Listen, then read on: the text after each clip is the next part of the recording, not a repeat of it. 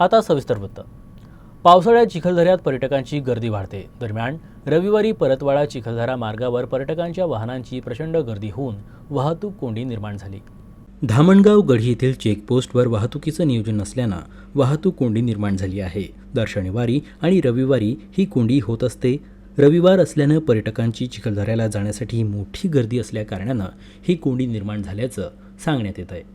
आज रविवार दिवस असून आमच्या इथे चिखलदरा हा एक फेस्टिवल असते आणि आज फक्त कोणी पोलीसवाला नाही ना ट्रॉफिकवाला नाही, एवढी मोठी पूर्ण भीड झालेली आहे। त्याच्यावर काहीतरी बा शासनानं काहीतरी हे करायला पाहिजे। हे 7 वर्षापासून चालू आहे। गावातले काही हे आहे पोरं आहे ते आता हे करून राहिले, मोकळे करून राहिले, तरी पण इथं कोणीच नाही। सकाळपासून जाम चालू आहे।